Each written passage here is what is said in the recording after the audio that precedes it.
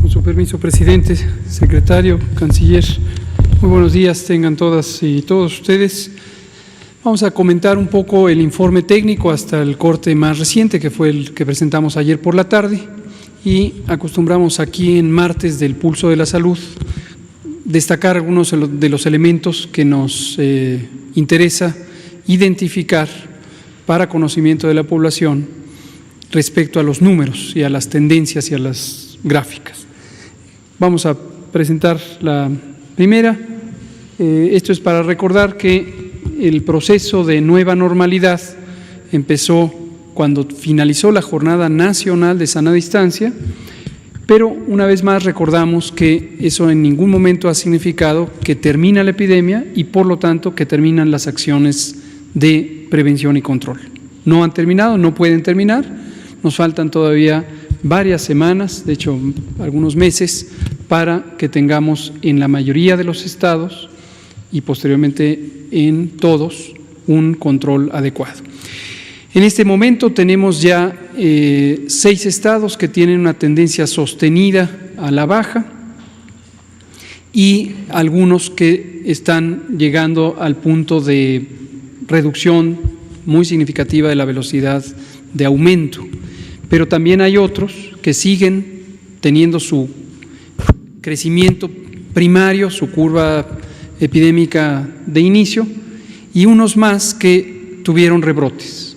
Estos los hemos ido comentando de manera detallada en las sesiones informativas de las tardes, que ya llevamos 143 de estas, y nos interesa que la población vaya viendo qué es la situación que se enfrenta, cuál es la situación que enfrenta en su lugar de residencia. Y recordar también que cuando terminó la Jornada Nacional de Sana Distancia y a partir del 1 de junio empezó este nuevo proceso denominado Nueva Normalidad, en preparación a ello se establecieron distintos lineamientos que tienen que ver con la seguridad sanitaria.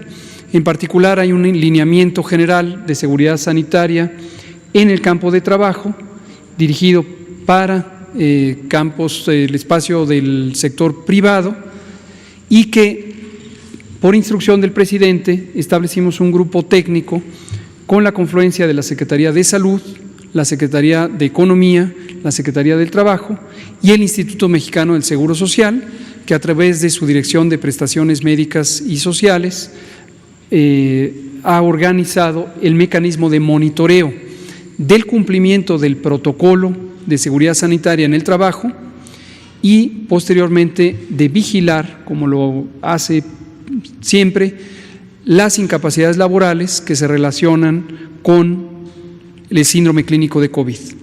Y esto ha sido sumamente importante porque permite identificar que las empresas privadas de cualquier tamaño, grandes, medianas, pequeñas, que cotizan al Seguro Social, hayan implantado en tiempo y forma los protocolos de seguridad sanitaria.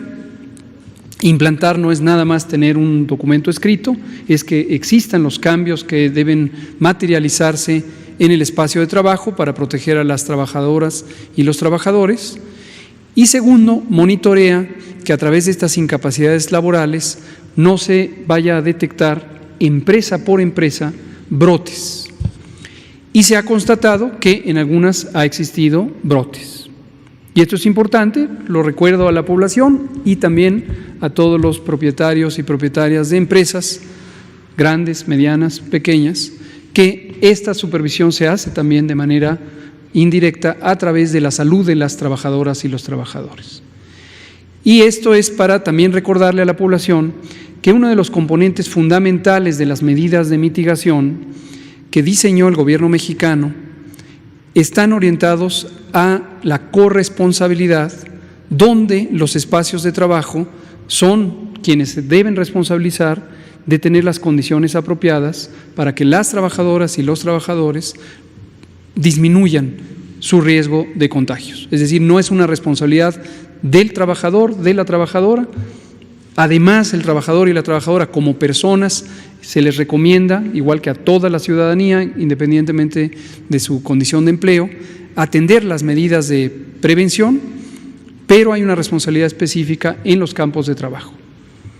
Era un recordatorio. Vamos a pasar a los datos de hoy, con el corte de ayer por la tarde, y aquí vemos en esta gráfica que hemos estado presentando periódicamente desde la semana pasada, el resumen semanal, semana por semana, de la epidemia. Empieza en la semana 10, porque es la semana donde inició la epidemia en México, y se proyecta hasta la semana 28. En este momento estamos viviendo la semana 30 del año, la semana 30. ¿Por qué cortamos en semana 28? Porque en todos los sistemas de vigilancia epidemiológica del mundo existe una etapa de aproximadamente 2 semanas, las más recientes, en donde el flujo de información, incluidas las confirmaciones de datos por laboratorio, no se han integrado por completo, porque la fuente que emite los datos, que son más de 36,000 unidades de salud de todo el Sistema Nacional de Salud, pues tienen un tiempo de procesamiento. Y si mantuviéramos esas 2 semanas, las más recientes, nos daría una falsa impresión de que ahí se acaba la epidemia. Todas las curas epidémicas terminan en ese descenso. Entonces, hasta la semana 28, esa es la tendencia, y lo que se puede ver es que tenemos 349,396 casos confirmados, pero también 79,112 que están en condición de sospechosos. A estos sospechosos les multiplicamos por el porcentaje de positividad, es decir, cuánta es la proporción de personas que sabemos que por semana y por estado van a resultar positivas, y con esto se hace una estimación. Vamos a ver la siguiente. Aquí está la estimación, y entonces aquí lo que tenemos es en tiempo real, independientemente del proceso de confirmación, tenemos en tiempo real la epidemia. Y si consideramos este porcentaje de casos que resultarán positivos, 387,267 casos estimados hasta la semana 28, hasta el corte de la semana 28. Ahora, un dato que es muy importante y que debe ser seguido de manera periódica, nosotros lo hacemos, pero lo ponemos a la consideración de la población para que visualice estas señales de las que hablamos repetidamente de que la epidemia se está haciendo más lenta. Una muy importante es el porcentaje de casos registrados que tuvieron el inicio de sus síntomas en los últimos 14 días. Hemos comentado muchas veces que, aunque es afición de los medios de información y que llevan a la narrativa pública a ello, contar los casos acumulados desde el primer caso, en términos técnicos es una información que da una señal equívoca sobre la epidemia, porque en general 80%, 8 de cada 10 personas que han tenido COVID ya se recuperaron. No hay duda que desafortunadamente algunas personas han fallecido, 39,485 hasta el momento. Pero quien no tuvo un desenlace fatal, quien no está en este momento hospitalizado, ya se recuperó. Entonces, ir sumando los casos da una idea errónea del tamaño de la epidemia, porque la epidemia no nada más aumenta, llega un momento en donde empieza a disminuir. Y llevamos ya 3 semanas consecutivas en donde existen estas señales de disminución. Entonces, en concreto, a nivel mundial, en este momento que la epidemia está en una fase todavía expansiva y hay algunos continentes que se van incorporando a la epidemia, todavía siendo el mayoritario el continente americano, tenemos en promedio 23% de los casos, casi la cuarta parte, ocurrieron en los últimos 15 días. En México estábamos en esa condición hasta hace 3 semanas y empezamos a ver un descenso progresivo, una disminución. Y es lo que se ve en esta casilla verde que está en la diapositiva, 46,820 personas con COVID lo han tenido en los últimos 14 días, de los casos confirmados. Y 12% es ese porcentaje, no 25, no 23, sino 12%.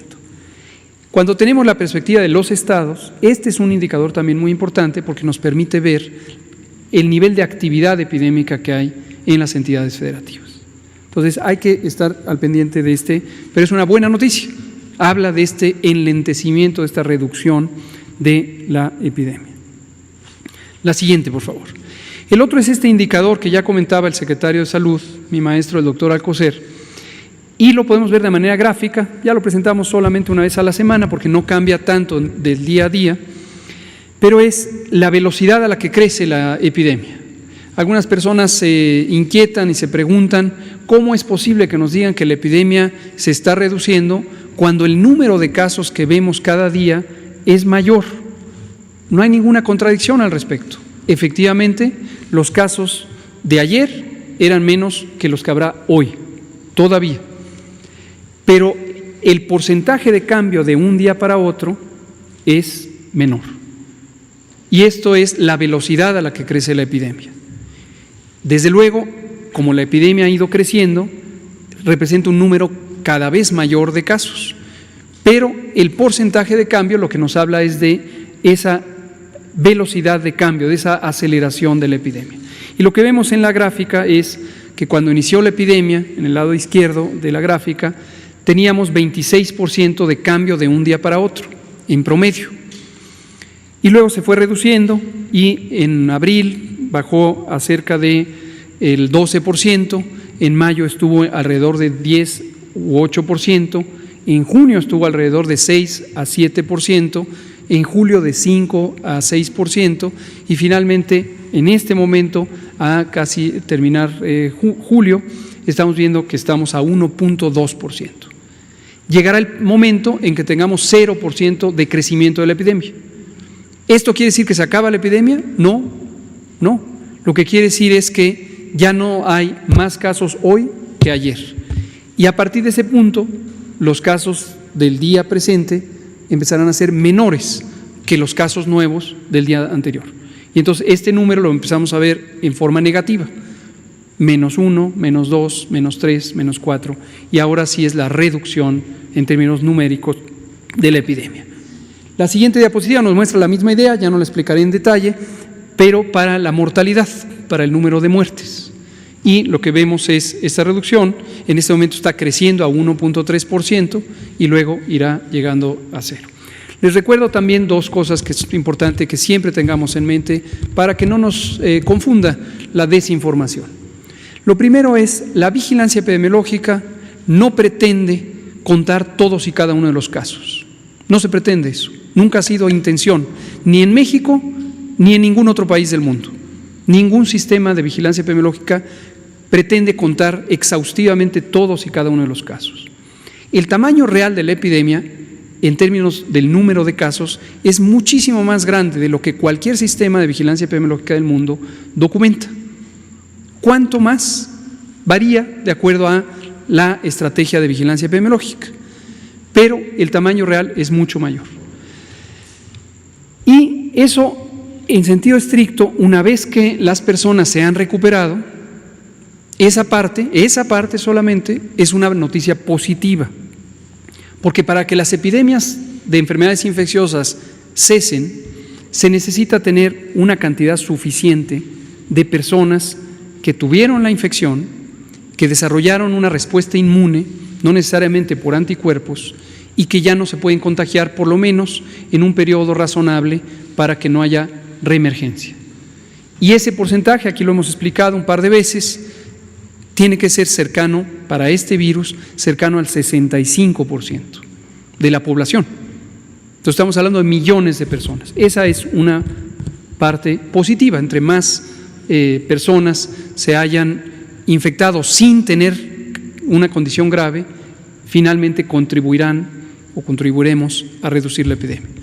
La parte que no es positiva definitivamente, pero la decimos con igual claridad, es que desafortunadamente hay personas que fallecen.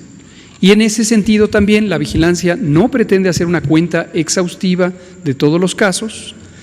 Para eso existen las estadísticas vitales que tienen otro procedimiento y hay una autoridad nacional que es el INEGI, órgano constitucional autónomo, que se encarga de las estadísticas vitales, es la fuente oficial de estas estadísticas vitales.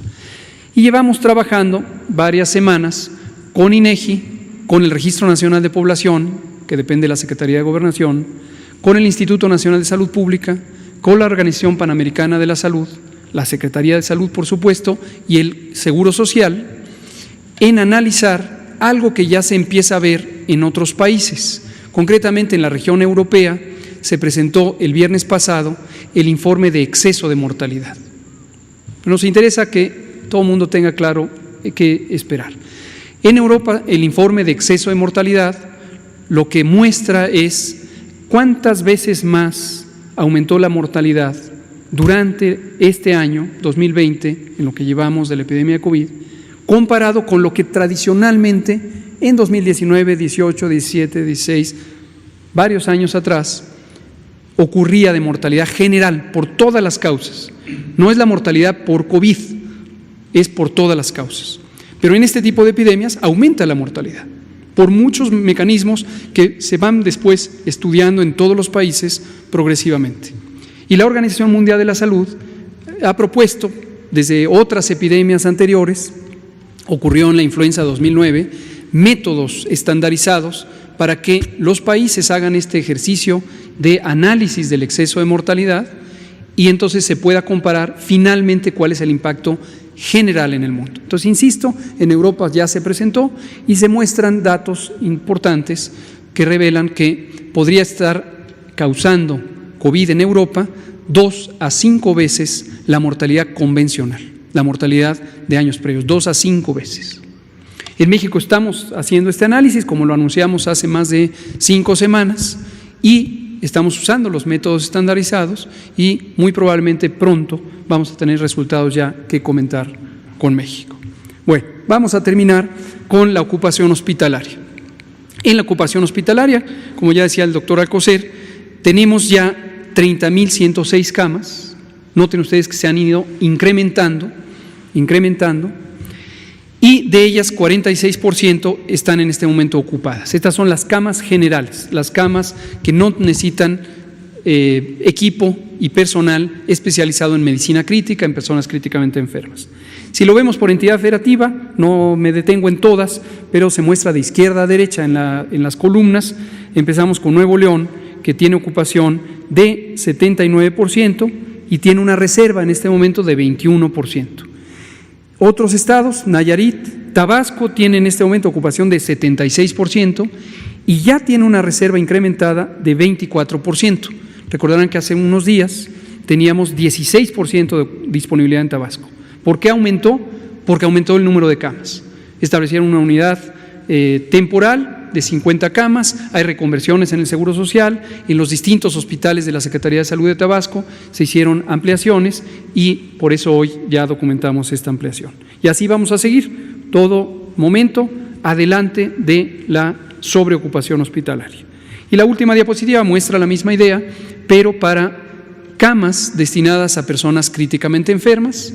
Algunas son primariamente terapias intensivas, unidades establecidas de terapia intensiva, y otras, en este caso son la mayoría, se habilitaron camas generales para que tuvieran los equipos necesarios, los ventiladores mecánicos, los monitores y sobre todo el personal especializado en el manejo de personas en estado crítico. De estas tenemos 39% ocupadas, por lo tanto 61% disponibles, y si las vemos de izquierda a derecha, aquí sí Tabasco en este momento encabeza la lista, aunque todavía tiene un 34% de disponibilidad. Y esta es importante, el seguimiento de esta variable, de esta situación, porque como decía ya el secretario y lo ha comentado el presidente en múltiples ocasiones, incluido ahora, hemos logrado que no se rebase la capacidad instalada o expandida del Sistema Nacional de Salud. Y este es un objetivo específico que nos trazamos desde la preparación de esta epidemia, donde a través de 2 mecanismos, la mitigación comunitaria masiva, que es estas medidas de sana distancia, nos permitieron reducir la velocidad de contagios para que nunca llegáramos a tener en el día más importante de transmisión una cantidad de personas que necesitaron hospitalización y que fuera mayor a la disponibilidad de camas. Y lo segundo, expandimos el número de camas. Entonces son los 2 objetivos fundamentales que nos han permitido reducir el impacto en la mortalidad. La mortalidad, y con esto termino, la mortalidad por COVID tiene un componente directo causado por el virus. El daño orgánico que produce este virus emergente, este virus que estaba en el reino animal, no se ha determinado exactamente en qué especies de animales silvestres, y que emergió hacia la población humana, hacia la humanidad, la especie humana, a fines del 2019, causa un daño muy importante a los pulmones, principalmente, causa daños en otros órganos y los puede lesionar gravemente y desafortunadamente por este mecanismo puede causar la pérdida de la vida. Y este es un fenómeno que no se puede modular excepto que se tenga o una vacuna, que ahorita se mencionarán los esfuerzos para obtenerla, o tratamientos específicos. Y hasta el momento no hay ningún tratamiento médico que haya tenido un impacto, un efecto sustancial en reducir la mortalidad por este virus, en la parte del daño orgánico que produce. Pero enfatizamos una y otra vez estas dos medidas de evitar la saturación hospitalaria, porque se sabe, y ha ocurrido tristemente en otros países, sobre todo los que estuvieron afectados por la epidemia al inicio, que hay una parte evitable de la mortalidad. Y esta depende de que exista la posibilidad de atender a las personas con oxigenación invasiva, con hidratación, con muchos otros procedimientos, y entonces se reduce la mortalidad respecto a lo que hubiera ocurrido. Esa es la mecánica del manejo de la epidemia. Muchas gracias.